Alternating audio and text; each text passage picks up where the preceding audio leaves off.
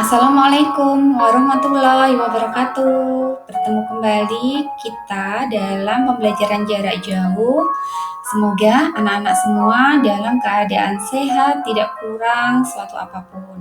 Kita sudah memasuki tema baru ya. Untuk pembelajaran kali ini kita akan belajar yaitu tema 3.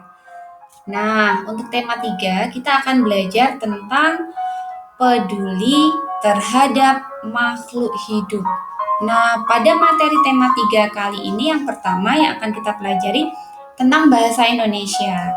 Bahasa Indonesia di tema 3 kita akan belajar tentang wawancara. Jadi yang akan kita bahas apa yang harus kita persiapkan sebelum wawancara, ketika akan wawancara, dan selama wawancara itu berlangsung. Nah, kita akan belajar tentang itu. Perhatikan baik-baik ya. Nah, sebelum kita melakukan wawancara, ada beberapa hal yang harus kita lakukan. Tapi sebelumnya kita lihat pengertian wawancara.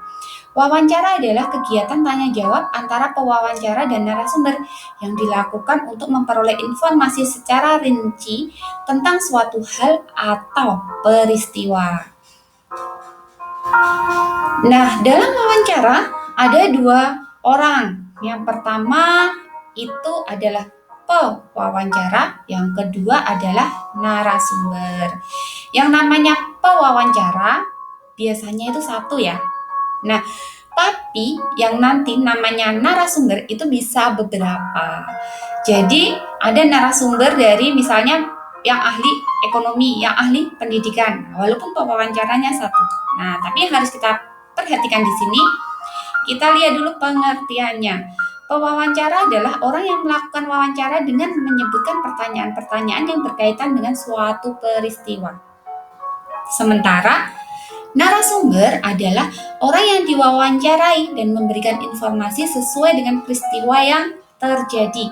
Peristiwa yang terjadi bisa peristiwa saat ini, bisa peristiwa masa lalu, bisa peristiwa yang diprediksi.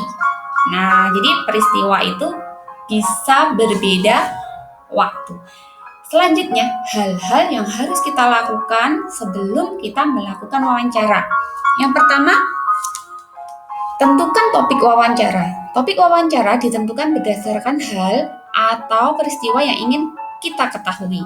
Topik wawancara bertujuan untuk memfokuskan pertanyaan yang kita ajukan.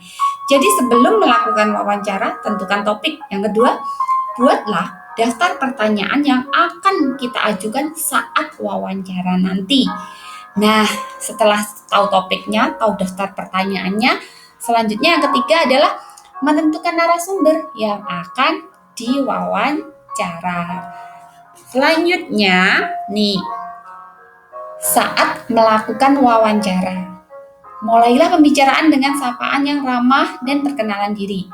Ajukan pertanyaan dengan jelas dan menggunakan bahasa yang santun. Catatlah dengan jelas jawaban dari narasumber. Tidak harus dicatat ya, karena kita udah hidup di zaman modern, bisa direkam, bisa di video. Tapi kalau kalian juga ingin nulis, boleh, tidak ada salahnya. Yang terakhir, akhirilah wawancara dengan kesan yang baik dan menyenangkan. Nah, selanjutnya, nih, saat kita melakukan wawancara, ada hal-hal yang harus kita perhatikan. Yang pertama, pertanyaan yang diajukan sebaiknya memakai kalimat yang efektif dan mudah dipahami. Yang kedua, penampilan dan sikap kita saat melakukan wawancara harus santun. Yang ketiga, tidak menyela narasumber saat memberikan penjelasan. Nah, itu yang kita bahas di subtema 1. Nah, selanjutnya ini ada kesan dulu dari Bu Lina sebelum Bu Lina kasih tugas. Yang pertama, karena kita ketemu lewat video, terima kasih sudah menyimak ya anak-anak ya. Selalu bersemangat dalam berdoa, beribadah, dan belajar. Tetap sholat 5 waktu, sholat di awal waktu. Berikan ibadah-ibadah kita yang terbaik. Berikan bakti kita yang terbaik. Nah, selanjutnya tugas untuk kali ini kalian Diminta nanti cuman membuat daftar pertanyaan kepada orang tua kalian. Boleh ayah, boleh bunda, boleh ayah dan bunda. Jadi buatlah daftar pertanyaan kepada orang tua kalian. Nah, topiknya ini tentang masa-masa sekolah TK dan SD mereka.